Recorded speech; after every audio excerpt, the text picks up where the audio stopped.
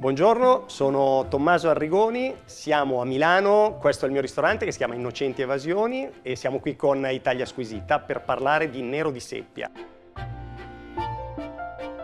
Oggi prepareremo due ricette, uno spaghetto contro un risotto, una ricetta tradizionale contro una ricetta un po' più innovativa. Nella preparazione di queste ricette mi affiancherà Giuseppe Rossetti, che è il mio sous chef. Come prima operazione dobbiamo occuparci della pulizia della seppia, quindi andiamo a eliminare l'occhio, il becco e l'osso.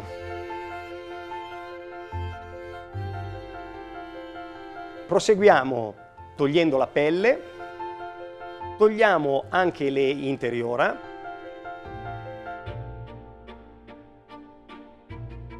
e separiamo i tentacoli.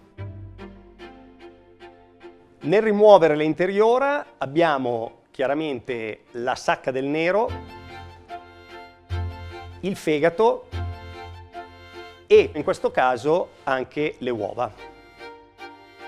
Tutti questi ingredienti li mettiamo da parte perché serviranno per la preparazione della ricetta.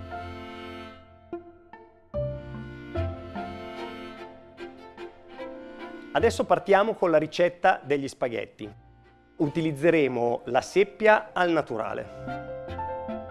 Giuseppe si occupa del taglio della seppia, che dovrà essere molto sottile perché questa è cruda e quindi per mantenere una certa masticabilità dobbiamo tagliarla molto sottile.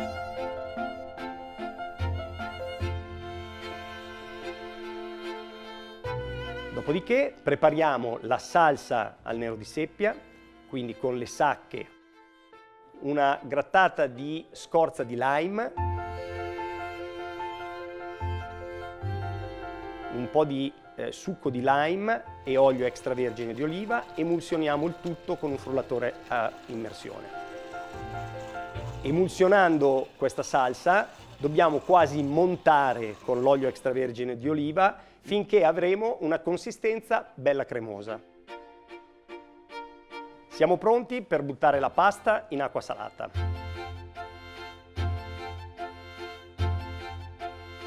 Mentre la pasta cuoce, travasiamo l'emulsione al nero di seppia in una padella, aggiungiamo un goccio di olio e un po' di acqua di cottura. Scoliamo la pasta al dente, la versiamo nella padella con l'emulsione al nero di seppia e a questo punto cominciamo a mantecare aggiungendo olio aromatizzato all'aglio, olio aromatizzato al peperoncino e un olio aromatizzato all'acciuga.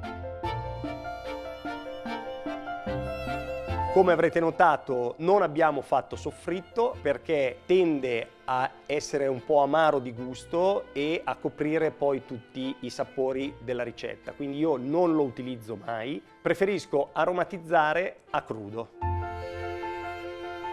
Siamo a questo punto pronti per impiattare.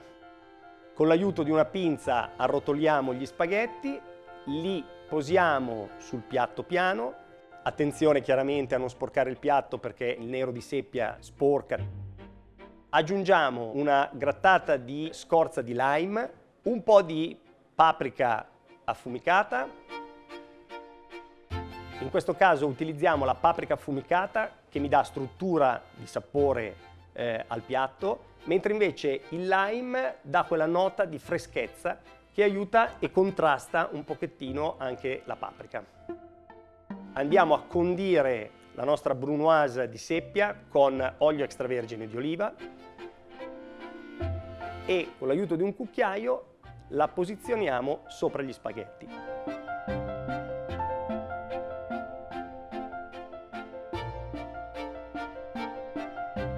Un giro d'olio per finire e il piatto è pronto.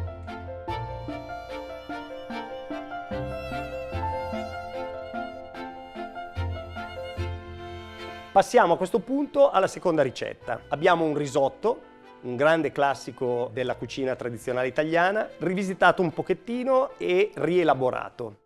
In questo caso la seppia pulita dall'interiora viene messa sotto vuoto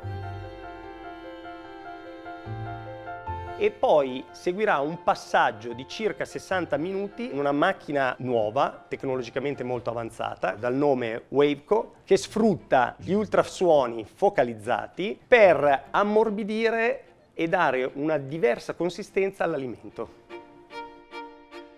Alla fine del processo la seppia risulta essere molto più tenera e ha una consistenza quasi setosa. Successivamente viene cotta a bassa temperatura a 60 gradi per 20 minuti. Andiamo subito a preparare il fondo di seppia. In un'ampia pentola facciamo rosolare con dell'olio sedano, carote e cipolle.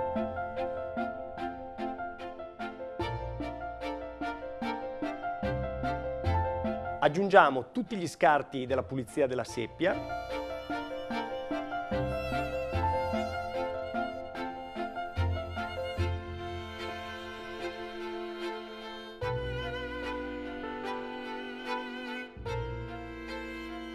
Nello stesso momento mettiamo le ossa di seppia su una placchetta e le passiamo in forno a 180 gradi per circa 20 minuti.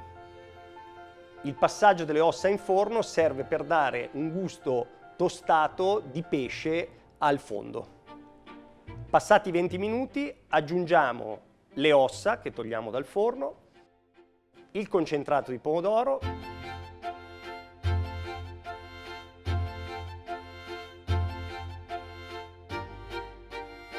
a questo punto siamo pronti per aggiungere il ghiaccio. In questo caso il ghiaccio causa uno shock termico all'interno della pentola, ci aiuta una volta sciolto a eliminare tutta la parte grassa del fondo. Quello che vogliamo ottenere è un fondo bruno di seppia.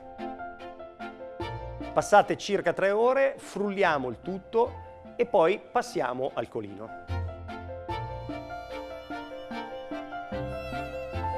Anche se durante la cottura tutte le parti solide tendono a sciogliersi, comunque noi filtriamo la salsa per evitare di avere dei piccoli residui. Il risultato che abbiamo ottenuto è una salsa molto cremosa, più densa di un fondo bruno, grazie anche alla presenza del collagene della seppia.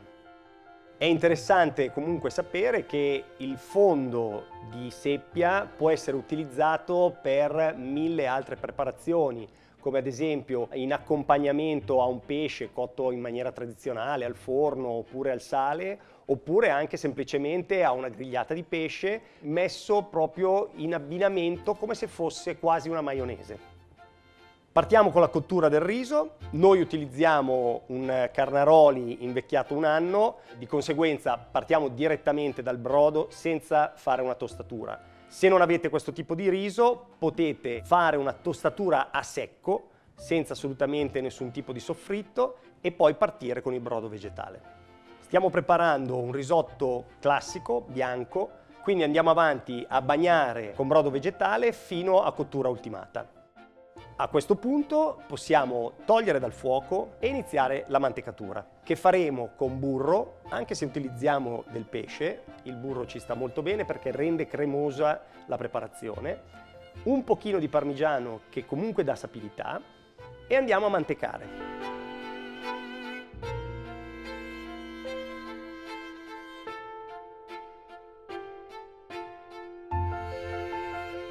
Tiriamo il risotto all'onda e aggiustiamo di sapore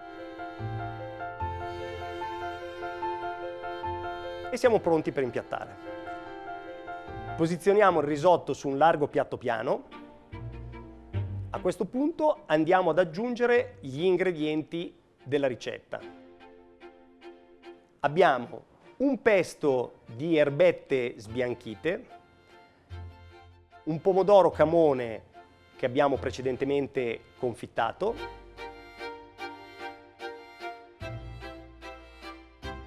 la seppia che abbiamo trattato l'abbiamo tagliata a listarelle e, come potete vedere, la immergiamo per napparla nella salsa al nero di seppia.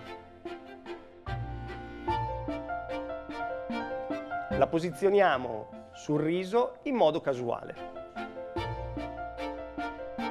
Il piatto è ultimato, abbiamo una combinazione di sapori e consistenze molto interessanti, l'acidità del pomodoro, il gusto un po' terroso della crema alle erbette e questa consistenza molto particolare della seppia, oserei dire setosa in bocca. Abbiamo visto due preparazioni, una molto classica, un'altra un po' più reinterpretata e anche un po' più tecnica se vogliamo. Sono ricette che potete chiaramente replicare senza problemi a casa, oppure potete venire ad assaggiarle al mio ristorante a Milano. Ciao a tutti e alla prossima volta con Innocenti Evasioni e Italia Squisita.